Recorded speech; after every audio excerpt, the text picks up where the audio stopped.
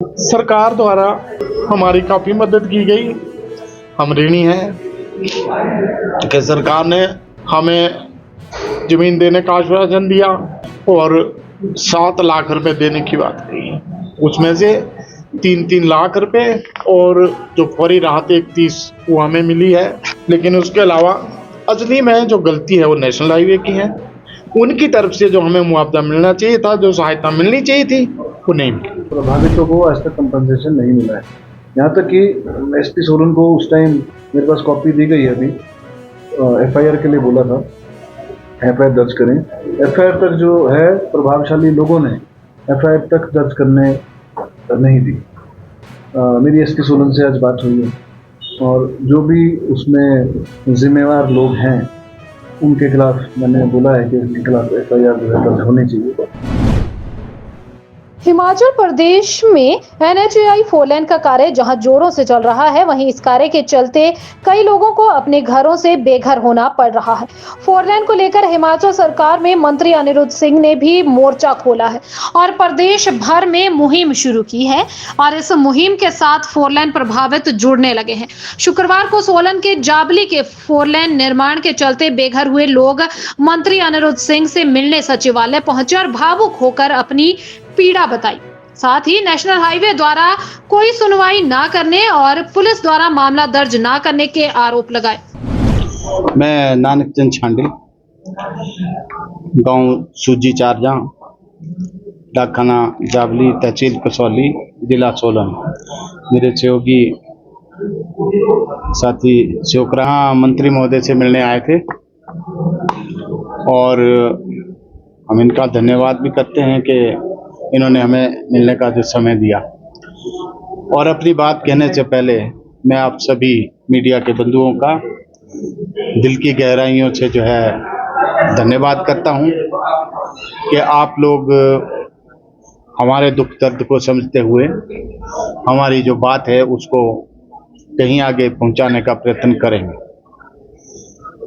हमारा आज यहाँ मिलने का जो असली में मकसद था वो 2023 में आपने देखा होगा कि बहुत ज़्यादा बारिश उस वक्त, जिसको हम आपदा कहते हैं कि आपदा जो उस वक्त आई थी, उस वक्त हमारे जो घर है तीनों के वो टूट गए थे। और उसके टूटने का जो कारण है वो था हमारे जो नेशनल हाईवे जो 4 लेन का जो निर्माण वहाँ पर किया जा रहा था उसको अवैज्ञानिक तरीके से और पानी की प्रॉपर निकासी ना होने के कारण और वैली साइड जो वहाँ वैली एक्ट जो लगता है उसमें हमारी जानकारी के अनुसार वहाँ 3 मीटर से ज़्यादा सीधी कटिंग नहीं की जा सकती।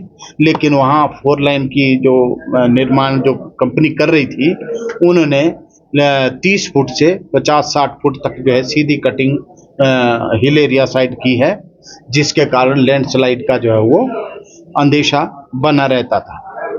उसके बाद जब वो बारिशें हुई तो उससे पहले ही हमारे घर में ये लोग इस बात का ब्लेम करते हैं कि ये नेचुरल क्लाइमेटी है, लेकिन नेचुरल क्लाइमेटी तब है अगर वहाँ कोई बादल फटा होता। ऐसा वहाँ कुछ नहीं है।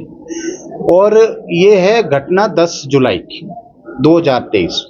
उस दिन हमारे घर जो है वो टूट गए और हमें रातों रात वहाँ से निकल करके मंदिर में शरण लेनी पड़ी बच्चों के साथ।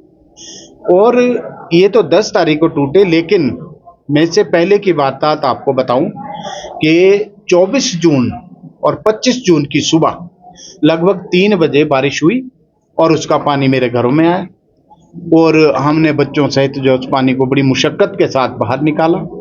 तो हमने ये सोचा कि चलो कोई नहीं, बारिश का पानी आ जाता है, तो हमने उसको ज़्यादा सीरियसली नहीं लिया। उसके बाद 4 जुलाई की सुबह वही 3-4 बजे के करीब जो है फिर बारिश हुई और फिर वो पानी अंदर आया और उस पानी से जो है उसके बाद हमारे घर में दरार आनी शुरू हो गई। तो उस वक्त हमारे ध्यान में ये आया कि ऐसा ना हो कि हमारे घर टूट जाएं, हमें PWD वगैरह से मदद लेनी चाहिए।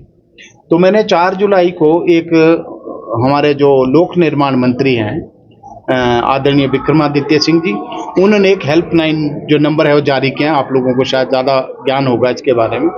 मैंने उसके ऊपर एक व्हाट्सएप के माध्यम से कंप्लेंट करी और उनसे ये रिक्वेस्ट की कि ये जो नेशनल हाईवे का पानी है हमारे घरों में आ रहा है और मुझे लगता है कि इस पानी से हमारे घर टूट ना जाएं। आधे घंटे के बाद मुझे जब मैसेज आता है कि आपकी जो कंप्लेंट है वो हमने नेशनल हाईवे को कन्वे कर दी है, उसका मैंने प्रिंट भी ले रखा है और उन्होंने एक नंबर दिया कि आप इसके ऊपर बात करें। मैंने उस नंबर को जब डायल किया और उस डायल पे जब ट्रू कॉलर ने देखा तो उसमें उसका नाम आंचल जिंदल आया और हमने उनको जब उन्होंने मुझे पूछा कि हाँ जी आप कौन बोले, मैंने अपना नाम अपना परिचय दिया और उनको ये कहा कि नेशनल हाईवे का जो पानी है वो हमारे घरों में घुस रहा है और हमें अंदेशा है कि कहीं ऐसा ना हो कि हमारे जो ये बने बनाए घर है, जो आशियाना है, वो टूट जाए, आप इस पानी को डाइवर्ट करने की कृपा करें। तो उन्होंने कहा कि ये पानी तो इसका हम कुछ नहीं कर सकते, हम क्या कर सकते। मैंने बोला करना तो आप ही को है, हम तो कुछ नहीं कर सकते। तो उसके ऊपर उन्होंने एक जवाब मुझे दिया कि हमारे तो रोड भी टूट रहे हैं। मैंने इस पर उनसे कहा कि आपके जो रोड टूट रहे हैं वो फिर बन जाएंगे और बन रहे हैं आपके सामने, लेकिन अगर हमारे घर टूट गए हम कहाँ जाएंगे। तो उसके ऊपर उसने ये कहा कि ठीक है मैं किसी को भेजता हूँ। बड़े खेद का विषय है क्या 2 साल बीत जाने के बाद आज तक भी आंचल जिंदल तो छोड़िए, नेशनल हाईवे का कोई भी अधिकारी, कोई भी कर्मचारी हम लोगों के हाल पूछने के लिए नहीं आया। अगर वो 6 दिन में अगर इस बात का संज्ञान ले लेते तो मैं ये समझता हूँ कि हो सकता है कि हमारे मकान जो टूटने से बचे। हम किराए के थे। सरकार द्वारा हमारी काफी मदद की गई, हम ऋणी हैं कि सरकार ने हमें जमीन देने का आश्वासन दिया और 7 लाख रुपए देने की बात कही। उसमें से 3-3 लाख रुपए और जो फौरी राहत 31 वो हमें मिली है। लेकिन उसके अलावा असली में जो गलती है वो नेशनल हाईवे की है। उनकी तरफ से जो हमें मुआवजा मिलना चाहिए था, जो सहायता मिलनी चाहिए थी, वो नहीं मिली। वो हमारी कोई भी बात सुनने को राजी नहीं है। उसके बाद हमने, अब हम कहाँ जाएं, रिटायर आदमी हम तीनों हैं कि रिटायर हो गए। सारे जीवन की कमाई पूंजी हमने उन घरों को बनाने की, करोड़ों रुपए का नुकसान हमारा हुआ, जमीनें हमारी बर्बाद हुई, लेकिन इनको इस चीज से कोई फर्क नहीं पड़ा। फिर हमने क्या किया, ये जो मेरे साथी हैं शिवराम जी, इनका 2017 से नेशनल हाईवे के साथ जो है केस लगा हुआ है, लेकिन कोई सुनवाई नहीं। बहुत सारे हैं जिनको आज तक जो है न्याय नहीं मिला, केवल आश्वासन मिले हैं। आज जो है जावली के समीप जो टोल प्लाजा है उससे आगे आपको ध्यान होगा, आप लोगों ने रिपोर्टिंग करी थी, जो NH है, जो वहाँ पे 2-3 बिल्डिंग वहाँ गिरी थी। और जब वो NH बन रहा था तब भी NH को बार बार जो है बताया गया, रिटर्न में भी दिया गया। और जब उनके नुकसान होने के बाद, बिल्डिंगें गिरने के बाद भी NHAI के अधिकारी गए थे और उन्होंने माना था कंपनसेशन के लिए, लेकिन आज तक जो है प्रभावितों को आज तक कंपनसेशन नहीं मिला है। यहाँ तक कि SP सोलन को उस टाइम मेरे पास कॉपी दी गई है, अभी FIR के लिए बोला था, FIR दर्ज करें। FIR तक जो है प्रभावशाली लोगों ने FIR तक दर्ज करने नहीं दी। मेरी SP सोलन से आज बात हुई है और जो भी उसमें जिम्मेवार लोग हैं उनके खिलाफ मैंने बोला है कि इनके खिलाफ FIR जो है दर्ज होनी चाहिए, क्योंकि लोग जो है बाद में बच के निकल जाते हैं, अपनी अपनी स्टेट को दौड़ जाएंगे।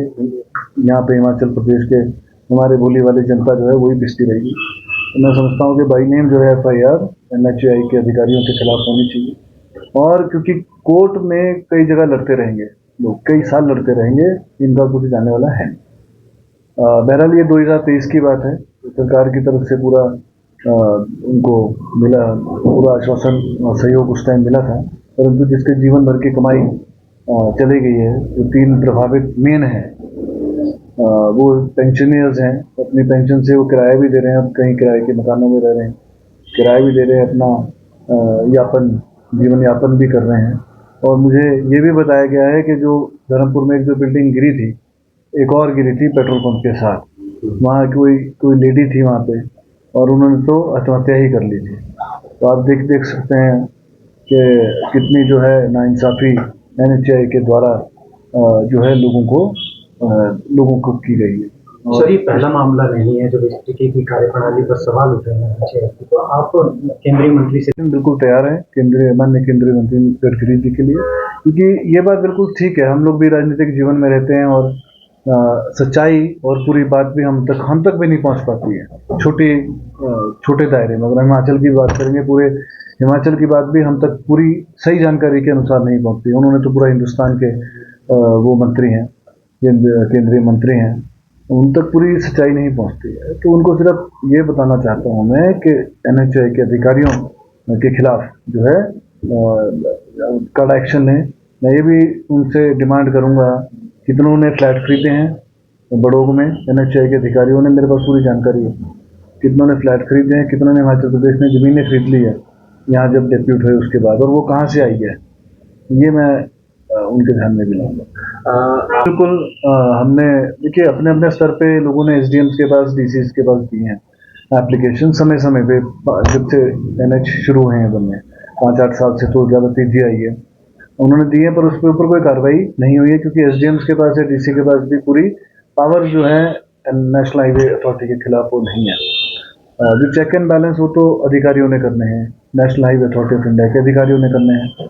उन्होंने उनकी लापरवाही रही है और जवाबदेही जो है उनकी तय होनी ही थी।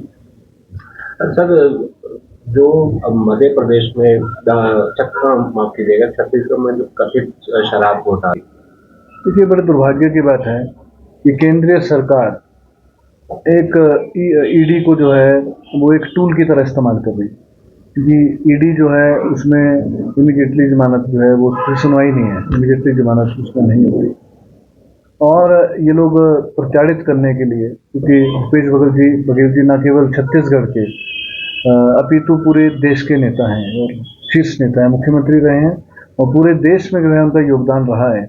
उनको दबाने के लिए, कुचलने के लिए या केंद्रीय सरकार के खिलाफ ना वो बोलें, इसलिए जो है ये सारे जो है ये लोग तंत्र जो है केंद्र सरकार वो अपना रही है उनके खिलाफ।